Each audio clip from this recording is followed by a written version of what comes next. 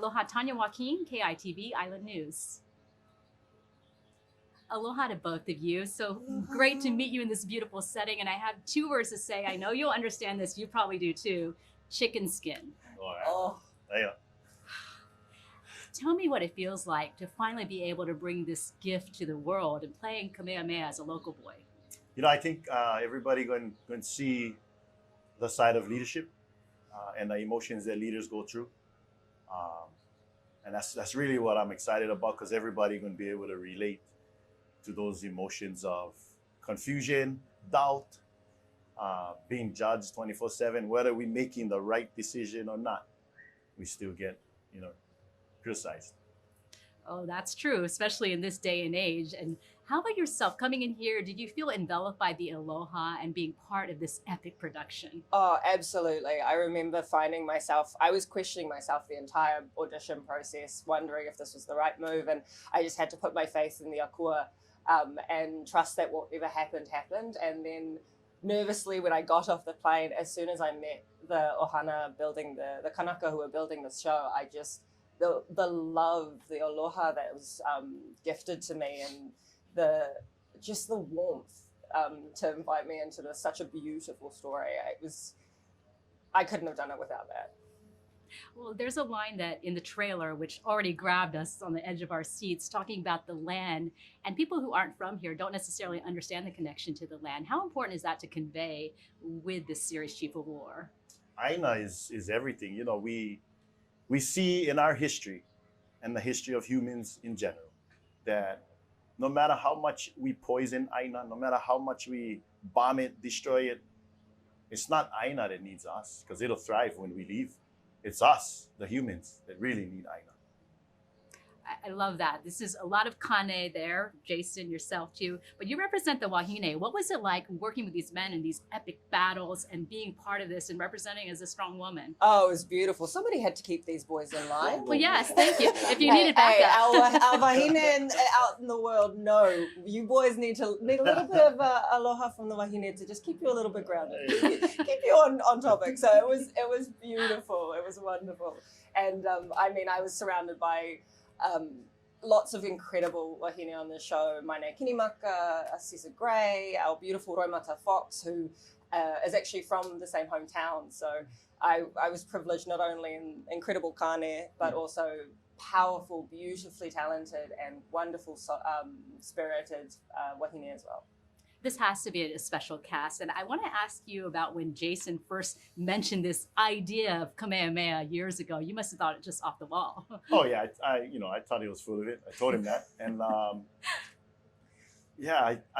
wasn't trying to be any type of actor or anything in this industry. I was born to farm, whether I farm in kalo, plants, or even humans and young leaders.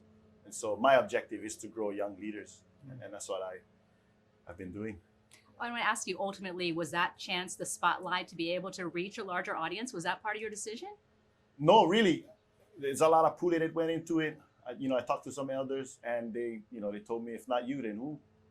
And I like to think that I run parallel lines with Kamehameha, and not in the way of his unification of Hawaii, but really in the leadership roles that he played and the leadership role that I play in my community. I'm an executive director of Kumano Ikiala, located on Kauai, and we run programs for youth, teaching them how to farm, really work ethic, trying to rebuild our work ethic in our youth, and really snatching away that technology to keep them grounded. Thank goodness.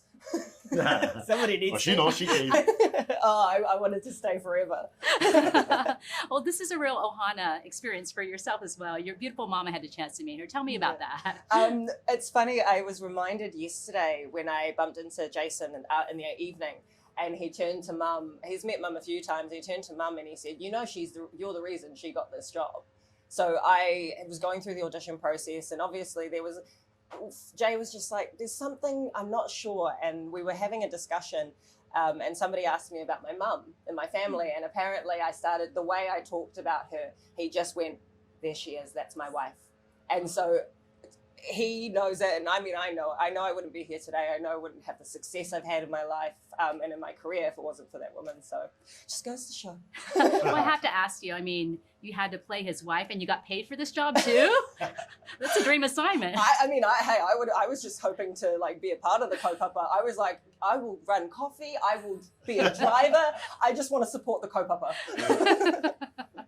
What is it that you want people to take away? Finally, this is a project, passion project for all of you. We finally get to show it to the world on August 1st. You know, Hawaii is more than just the glamour, the glitz and the glamour and the beauty. We have a language, we have a culture. And after seeing this film, the world will do their due diligence. They'll go out there and find more information about our language and what we're really about. And it'll prep them for their visit when they do come to Hawaii and want to be a part of the community that we have here in Hawaii.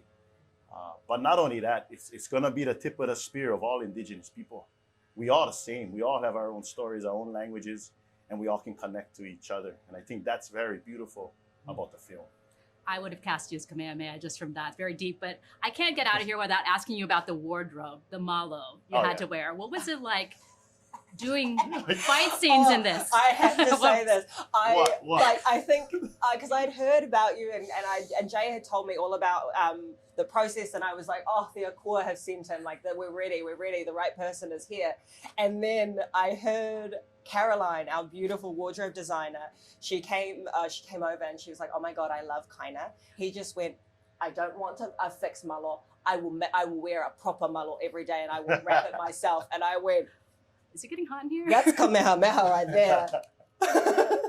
And I think that set the precedent, that set the tone for a lot of our kani on the show, where they went, all right, this man knows what he's doing, let's follow his lead. That's incredible. Tell me about that. You know, malo is a tradition that we have in Hawaii. There is a level of anu that we were so in tune with before, pre-contact, where if you got to a certain age, they would have the kids walk around, naked. But when you got to like an age of 12, they would humere malo, and that's how they became kane, and they was going into the the kane realm of ku. And so it's very natural for me to wear a malo, to wrap my own malo, hume my own malo, and it feels comfortable. All right. Well, maybe we'll see you on the red carpet tonight. I wanted to congratulate both of you and thank you so much for coming to Hawaii and giving us this gift of Chief of War. Yeah, malo.